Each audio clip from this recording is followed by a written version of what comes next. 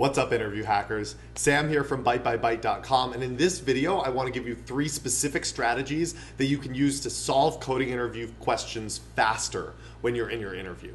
Because we all know how important timing is, right? If you can't get the timing right, if you can't get the problem solved in the amount of time that you have in your interview, it's almost impossible to be successful. But these problems can be really hard, and it can be really overwhelming to figure out, like, how the hell am I supposed to do this in the amount of time that I have allotted? And so I'm gonna give you 3 specific strategies that you can use here. So the very first thing that I would recommend is use a timer and or videotape yourself as you are practicing interview questions. And the reason for this is that most of the time when we practice, we are just not creating an environment where there is enough pressure for us to actually push ourselves, right? If you think about it, think about like sports, for example, where when you are actually competing, you tend to push harder, you tend to do better, you tend to run faster than when you are in practice. And it's just by the nature of having competition. It's by the nature of having those people actually pushing you. And in the same way, in your coding interviews, the only way that you can get faster at doing this, the only way that you can get better is by actually pushing yourself forward and pushing yourself to go faster. So set a timer, for example, set a timer for 25 minutes and say, I'm gonna solve this problem in the amount of time that I have. You may not be successful at first, right? You may find that it's going slower than you wanted it to, but as you do this, as you push yourself, you're always gonna be thinking about, how do I go faster? How do I move at a quicker rate that will allow me to get through this problem in the amount of time that I have? And you will naturally get used to the idea that you only have so much time. I remember I took a SAT prep course in college, or in high school, and one of the things that we did was we did mock exams every week. And when I actually went to take the SAT, it was really funny because one of the proctors for one of the sections cut us off 1 minute early. So for those who don't know, the SAT sections, most of them are 25 minutes. They gave us 24 minutes. And I was like, this totally screwed me up because I knew exactly how long to expect because I had practiced with that exact timing so many times that I knew that it was a minute short, and I knew that it screwed me up because I was so dialed in and I knew what I was expecting. So that's number 1. Make sure that you're timing yourself. Again, videotaping yourself can also be a great tool because it's also something you can look back at and you can see, where did I get stuck? Where was I stumbling? Great way to practice in addition. Now, number 2 is sort of counterintuitive, but number 2 is that you need to slow down when you are going through the interview problem. And I want you to think about in like a horror movie, for example, or any movie where someone's like running and they're trying to get in their car and drive away because someone's chasing them or something's chasing them, right? And they're fumbling with their keys, they can't get the door open. And if you think about it, and as we all know, if you just slow down and you say, okay, let me actually, handle my keys normally and let me just be more methodical, you would actually be faster because you wouldn't be fumbling around with stuff, you wouldn't be dropping your keys, you wouldn't be doing all of that stuff. And yet, we do the same thing on our interviews where we try and go so quickly that we stumble over ourselves and we totally screw ourselves up because we're trying to go too fast. And so by slowing down a little bit and focusing on being really methodical in how we're approaching our interviews, this can be super valuable.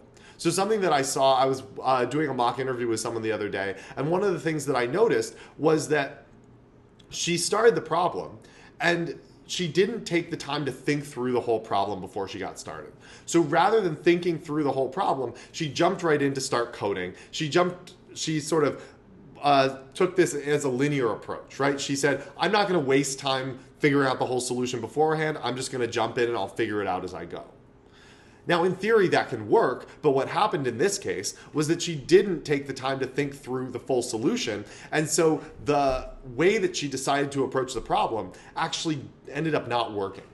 So it ended up being this thing where she got to a certain point and all of a sudden she got stuck because she was like, wait a second, the way that I am approaching this problem is not 100% correct.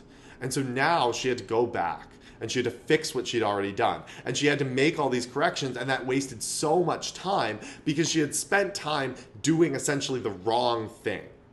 And so in the same way, if you take the time to really plan things out, you can avoid making these missteps. You can avoid taking these tangents where you're actually wasting way more time than you would have otherwise because you're doing stuff that you don't need to do. You're focusing on things that you shouldn't be focusing on. And so if you take the time to think through the whole solution and think through to the very end, like think through, these are the steps that I'm going to do and this is how I'm going to do it each step of the way.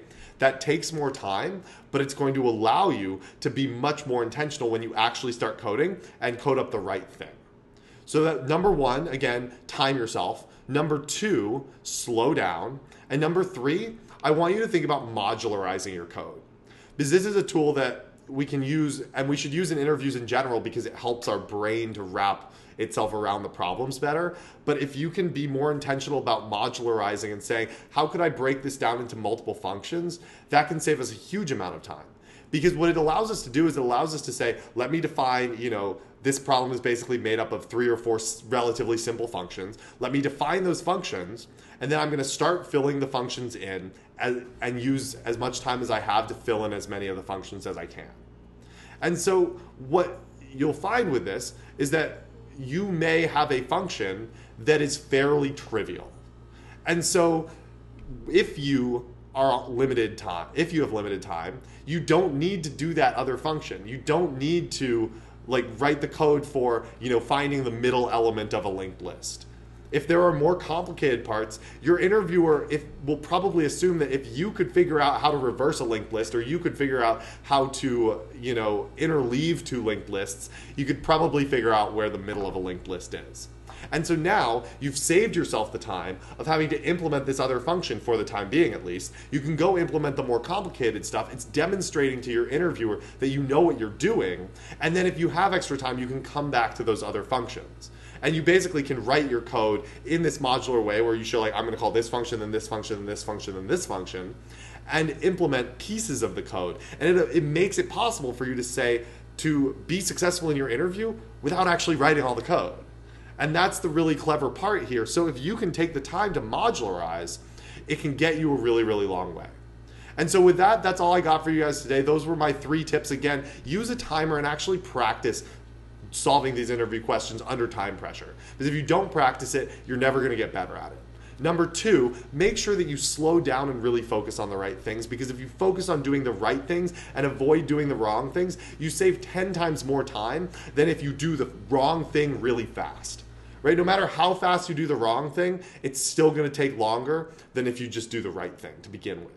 And finally, modularize your code. Focus on, when you are modularizing, write the code for the most complex pieces first, and then go back and fill in the others in so much as you have time.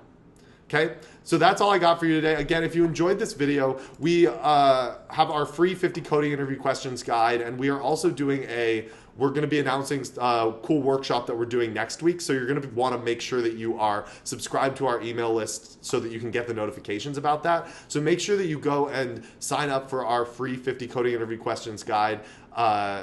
50 of the most common coding interview questions, really going to help you out in your interviews. And I look forward to talking to you again soon.